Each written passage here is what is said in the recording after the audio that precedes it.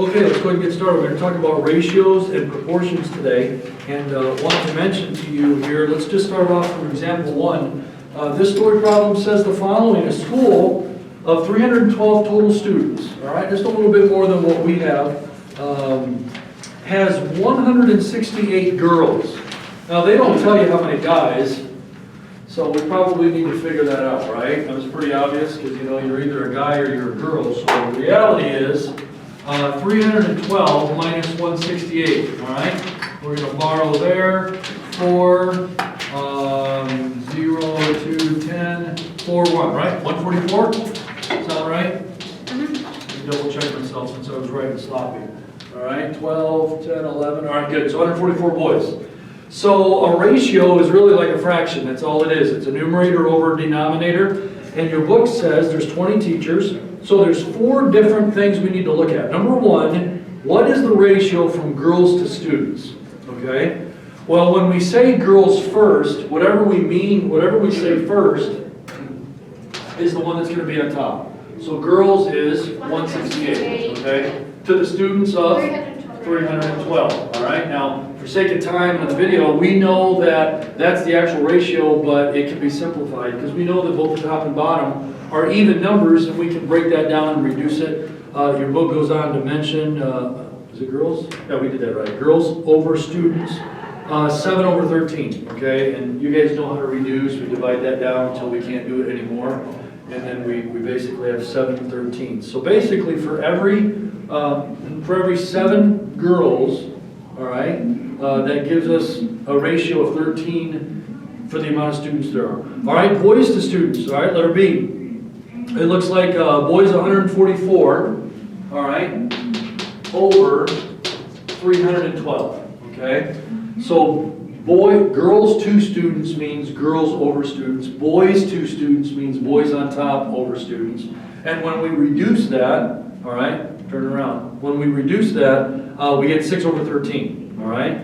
Now, girls and boys, that's an indicator in a school where whatever the ratio would be, right? Okay, so boys, girls over boys, 168 over 144. 168 over 144, all right? Is it girls to boys? Is that what it was? All right, yeah, girls to boys. So when we reduce that, the number on top is bigger. We don't turn it into a mixed fraction. We just can leave it a fraction. And we find out that for every 7 girls in this school, there are 6 boys. It's pretty balanced, actually, okay? Which is kind of nice. And then the last thing would be students to teachers would be 312 over 20. There's a total of 312 over 20. When we divide that, we get 15.6 students per teacher. And actually, that's a pretty good ratio for a school, about 15 or so students, all right? Now, we're going to move on to unit multipliers.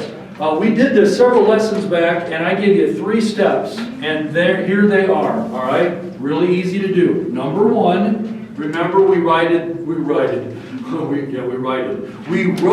the number and the unit, and we put it over what? Do you remember? 1. Put it over 1, good. So 28 feet over 1. That's what we do. So for this problem here, what would we do? What would our first step be? 62 inches over 1, okay? Step 1, wrote the number, its unit multiplier, and put it over 1. We do it every time. No exception to the rule. Number 2, we had to write our unit multiplier, but we know that there were 2 kind of different ways, right? So what is the unit multiplier? Well, we look at the 2, and we come up with it. Feet in yards. You memorized 1 a long time ago. How many feet in a yard? 3. Good, 3. So there's 1 yard to every 3 feet, or we turn it around, there's 3 feet to every 1 yard, okay? But when we write this, which one class would we use and why? First one or the second one? Anybody know? First one or second one?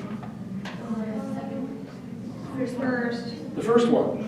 And the reason we would use the first one is because this here has feet in the numerator, and we need feet in the denominator so that they what? Cross out. They cross out or they cancel, okay? So step 1 is to write the number and the unit over 1. Step 2 is to write this both ways. and to choose the one that makes it cancel out, okay? Here we go. So for this one here, inches and centimeters, all right, 2.54 centimeters is 1 inch, all right? Did I get that right? Making sure I'm not getting my thing, all right? 2.54 centimeters is 1 inch, all right? Or 1 inch is 2.54 centimeters, okay? So we just write it both ways. Which one would we use for this particular problem? All right, we have inches in the numerator, so we need inches in the denominator. So we're going to use the first one. 2.54 centimeters is 1 inch, okay? So in the top problem to finish it, that's step 3 by the way, just finish it. All right, feet cancel. 28 times 1, 28. 3 times 1, 3. What's left over? Yards, all right? We don't necessarily keep it improper in this particular one. We would divide 28 by 3. We get, 9 and 1/3 yards? 9 with the remainder of 1, 9 and 1/3, okay? This one here, we cancel our inches, and the nice thing about this is 1 times 1 is 1. We don't need a denominator. And we just take 62 times 2.54. And hopefully you can do that without error and put your decimal point in the right place, and you'll get 157.48. What's left over? Centimeters, okay? So, number and unit multiplier over 1, step 1. Create the unit multiplier, step 2, write it both ways. And step 3, go ahead and put it in the right way so it cancels and solve. All right, that's just a little bit of a review, but more of it, and hopefully it'll help you, okay? Now, ratios and proportions. We have a proportion that looks like this. We can do it a couple of different ways, and sometimes in math you can kind of skin a cat more than one way, all right? And what ends up happening is we could multiply both sides by 8, couldn't we? We've done that before. We take the denominators. Mr. Grace, how do I get rid of fractions? I don't like fractions. Well, I multiply times denominators. I can multiply through by 32. I can multiply through by 8. If I multiplied by 8, the left-hand side, the 8s would cancel, right? And I'd be left with a what?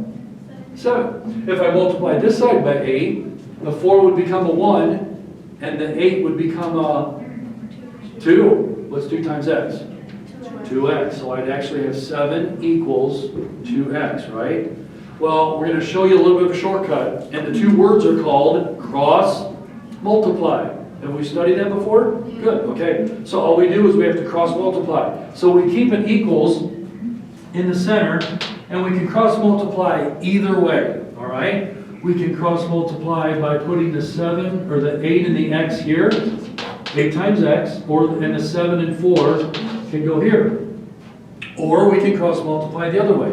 We can put the 8x over on the left side, and we can put the number on the right side. This way is a little bit more traditional because we like to have that letter on the left-hand side, okay?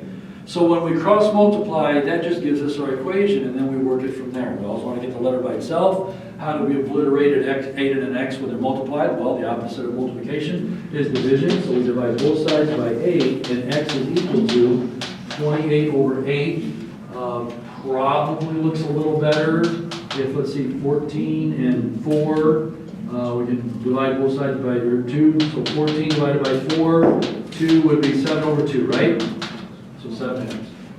Okay, we want to reduce that improper fraction. We don't want to keep it. You wouldn't give me an answer that's like 100 divided by 50. Okay, you would simplify it. All right, good. Now, so that's a proportion. We have a proportion here, but look, we've got. This is called a binomial, by the way. These are binomials. A bicycle has 2 tires, so a binomial has 2 terms. All right. So we're going to cross multiply. So let's do it. It's easy, right? Remember, catty corner, cross. All right. This way, diagonal. Get it? Diagonal this way, up, down. All right, got it? So 7 times x plus 9. But I write x plus 9 in parentheses when it's a binomial. Because I couldn't write it like this.